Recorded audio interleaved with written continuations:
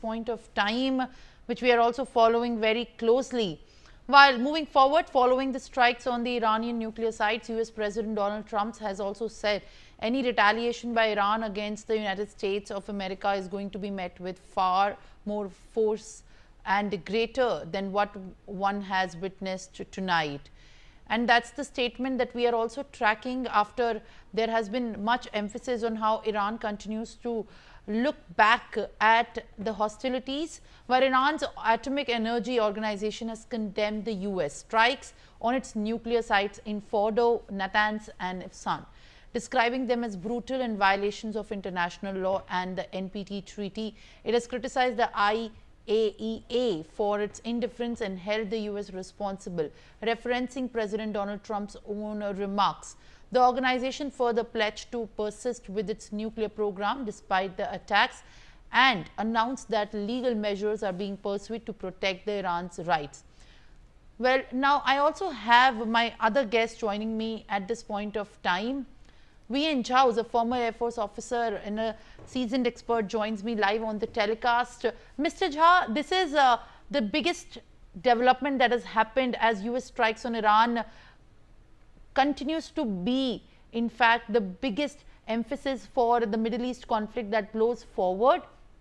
While there is much concern over how Iran continues to defend itself after the hitting of the nuclear sites, foiling the ambitions of Iran, how do you look at these developments, particularly coming at the time when there are multiple citations for war crimes, and how Iran continues to emphasize that these kind of hostilities that have been conducted by Israel are not going to be spared?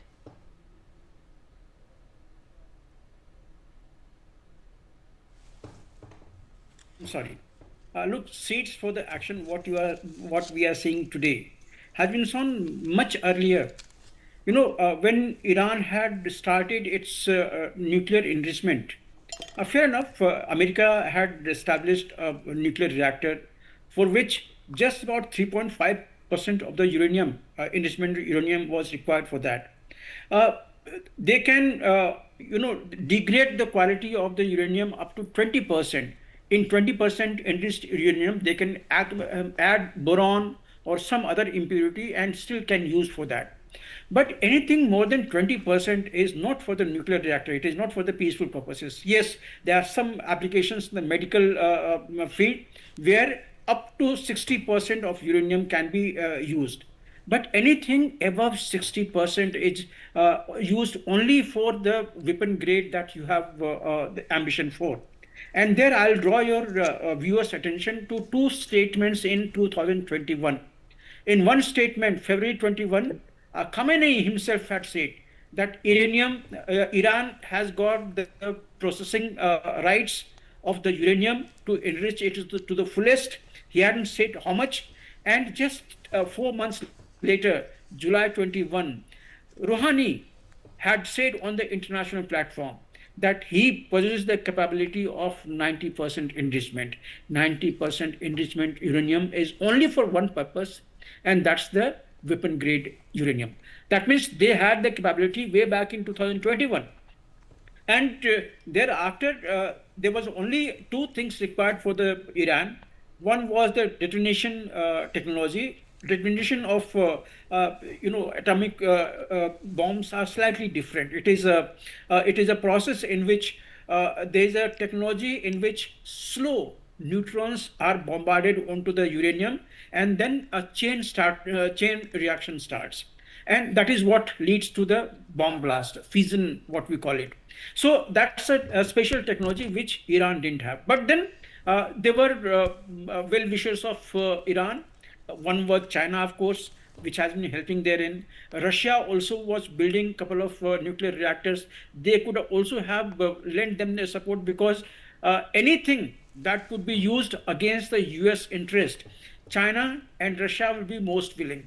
Third country, which is a radical country, that is Pakistan, could also have given these things in exchange for something in the name of Islam, because this bomb was supposed to be Islamic bomb that Iran was aspiring for. So the seeds were sown there much earlier. Now just about 15 days, 16 days back, after the IAEA gave that report that there are many nuclear processing sites in Iran, which Iran is unwilling to open for the inspection, and they have got reasons to believe that they are processing uranium in excess of 60%. So, with that report, the matter was almost closed that there will be an inevitable attack onto that thing. Because remember Netanyahu's statement onto the UN platform last year, where he had said, last year, where he had said that he will not accept a nuclear Iran at any cost. Whatever length he has to go, he will go for that length. And it was only for one purpose, one reason, that Iranian nuclear arsenal was meant against Israel, to decimate Israel. So Israel will not accept this, and that ambition, or that the wish of the Israeli entire public, had been sounded time and again. Now here, after IAEA report and after the stalemate into the Iran-US talk, in which Iran was unwilling to back down onto enrichment of 90%. So that was the end point for this. That is what we had seen, the strike against the nuclear sites. Only those sites which were processing uranium in excess of 60%.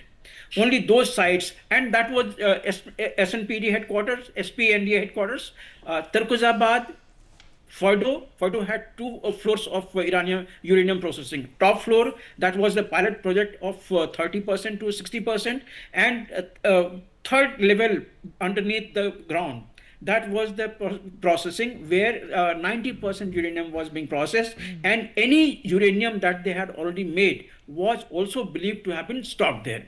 So that was the third floor below the surface at Fordo. Natanz was already hit by Israel. Khondabad, that was already hit. Mubarkiyan, that was also hit by Israel. Ardakan and Anarak, that was also hit by Israel. So most of the uranium processing site were hit by Israel, except that third floor underneath the Fordo, which was beyond the capability of Israel. Beyond that, there are still another four sites. One is Lavisan, second is Shian, third is Abde, and fourth is the Parchin military complex. These are also processing in excess of 60%. So these are the sites still to be hit. That is why you must have heard the statement from Israel coming there, that the war is not stopping here. Israel will have to knock out even these enrichment complexes. So this is what is the ground report right now, where it is right now there. But what will happen now is Iran will strike back at Israel with its the ballistic missiles that it has got. It has got several types of ballistic missiles. Many have been knocked out by Israel, but then there are still lot many. It has got about 18 types of ballistic missiles. It has built up a huge lot of that. And that also includes two of the hypersonics. Fatah 1 and Fatah 2 are the hypersonic missiles, including with the MIRV technology that they have got. That is multiple independently released vehicle. Well, all right. In fact, Mr. B.N. Jha, appreciate your in detail analysis here and how you're putting this in perspective as well. Appreciate that. But before that, in fact, we also have to look at these developments that we are tracking. These statements are coming forward. And as you have said, that you are certain that Iran is going to hit back very fiercely on Israel, and we also know as of now the statements have established that how that impact is going to have ramifications for Iran is what US is going to ensure. And now, speaking of Iran, the spokesperson